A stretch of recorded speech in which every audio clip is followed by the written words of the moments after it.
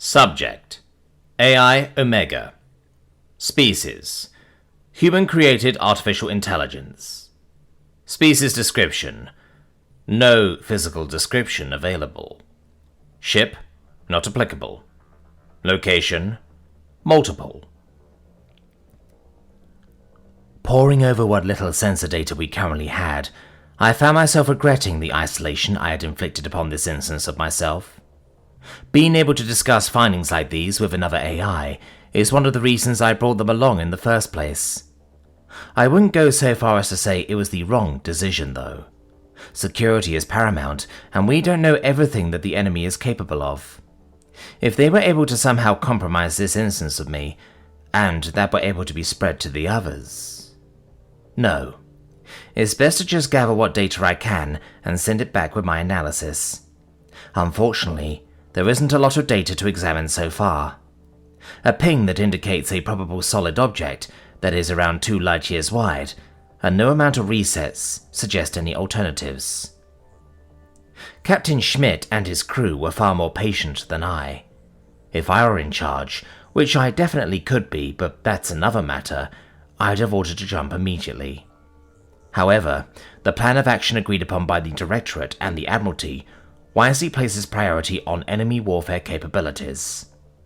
While this unbelievably massive object may very well be part of that, we have an enemy ship manufacturing depot right in front of us.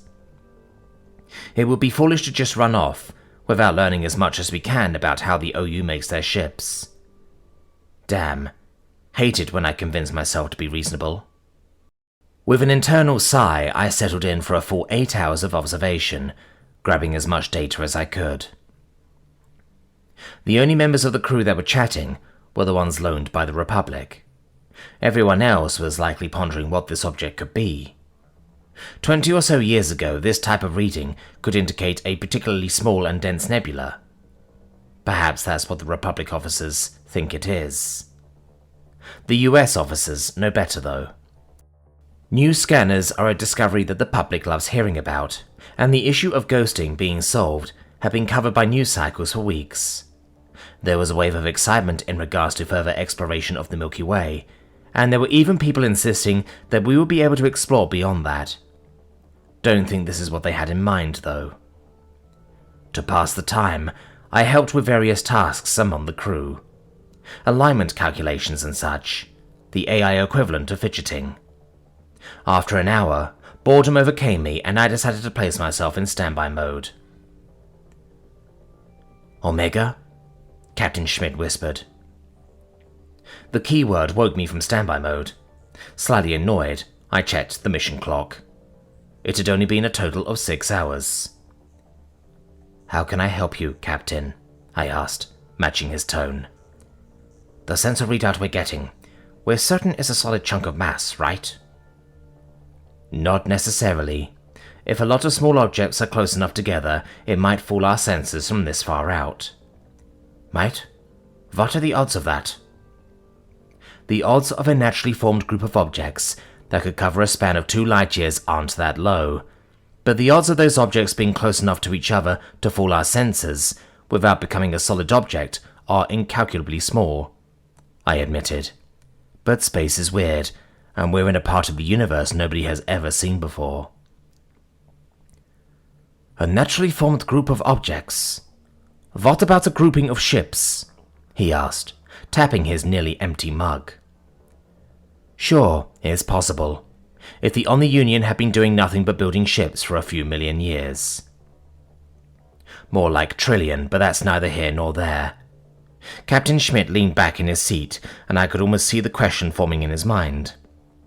The one I've been quietly asking myself since seeing the reading. What if that's the grand vessel that we've been hearing about? He asked. I wanted to deny the possibility. The thought of a singular vessel spanning 2 light-years is absurd. Ridiculously hilarious, even. But 2 + 2 = 4. The On the Union attacked the Milky Way and an unknown amount of other galaxies for resources. If one were to squish all the mass of a few galaxies together, then we find out everything we can about it, I said. Doesn't matter if it's 500 miles long or 500 light years long. We'll figure something out, Captain. Wish I had your optimism, Omega. Schmidt sighed. Thank you. That'll be all. Leaving the captain to his pondering, I double-checked all the ship's systems. Then I made certain my efficiency adjustments were working. Finally, I watched the crew for a bit. Everyone aboard knew that we were in enemy territory, and most of them were nervous. The British crew knew more than anyone else, but were doing a remarkable job of masking. They were talking about various bits of trivia and the task at hand, but every now and again a micro-expression would give away where their mind really was. I found this amusing enough to stay out of standby mode. The 2 hours ticked by, as I listened to Yorvi and Bond discuss how boring their jobs can get on these missions. I almost threw my hat in that ring, but decided against it. Finally, the mission timer hit 8 hours.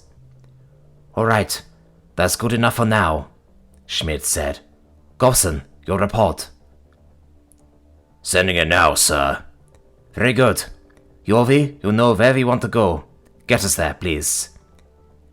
Aye, sir, the Alomari navigator said, as she began to work her console. Schmidt checked Gobson's report as the ship began to turn. I'd already double and triple checked it as the Isolan was writing it, but didn't bother telling him that. I performed the software equivalent of holding my breath as the captain sent the report, and the ship entered warp. We exited warp and I immediately set to work. Organics are really, really slow, and I've been as patient as I possibly can be. Captain Schmidt had been cautious, and we'd left warp a little over a light year away from the object. Thankfully, this was still close enough to get better readings. The first of the scans were initiated before the organics aboard the bridge had even realized we'd left warp. By the time Schmidt began giving orders, I'd already received a return. The sensor techs were practically beside themselves, being unaccustomed to an impatient AI hijacking their workstations. I released the workstations and began to analyze the data. It was a solid, spherical object. Definitely an artificial construction, because it was still being constructed. 2.6674 light-years in diameter. We'd need to get closer for materials analysis. Holy shit, Schmidt said. Confusing. The object doesn't appear to be armed, nor does it have any obvious engines. Is this the Grand Vessel? Why isn't it mobile if it's a vessel? The external layer of the object was only 3/4 of the way constructed, which allowed for a peek of the architecture. What in the absolute fuck is that? Henskin asked, alarmed. There were supports strategically placed throughout the structure, but that wouldn't be enough. No, not nearly enough. The sheer mass of an object of this size could easily cause it to become a singularity. A familiar feeling crept into my code. It was the same way I felt when I initially encountered Mobile Prime Platform 29. Something beautiful that simply shouldn't exist. An abomination, laughing in the face of all that is sane and rational. My questions practically burned within me. How can such a thing exist without imploding? What is the purpose of this object? Is this the Grand Vessel or something else entirely? How long have they been building this? Why are they building this? Past your employers, gentlemen, Yorvi said softly, almost absent-mindedly. Surrounding the object in a staggered pattern were several ships. The captain's caution meant that we were too far out to get accurate signatures on them.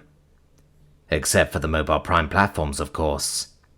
If I were a betting machine, I put everything on the fact that the rest of them are military too, which is quite unfortunate given how many there are. Right, Schmidt replied. Omega? We're ready for another jump, I said. Closer this time. I've got coords for you. Yorvi, make ready.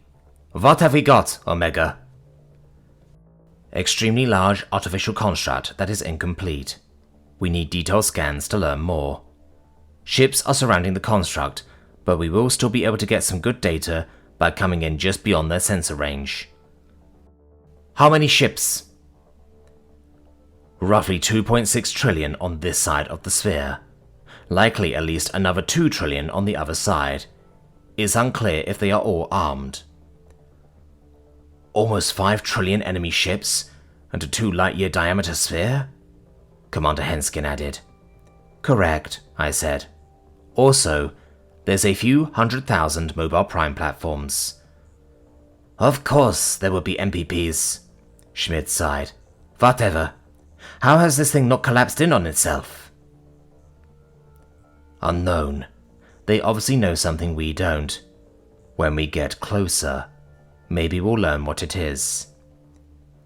We're ready to jump, sir, Yorvi said. Excellent. Captain Schmidt put his mug in the sanitizer attached to his seat. Let's go.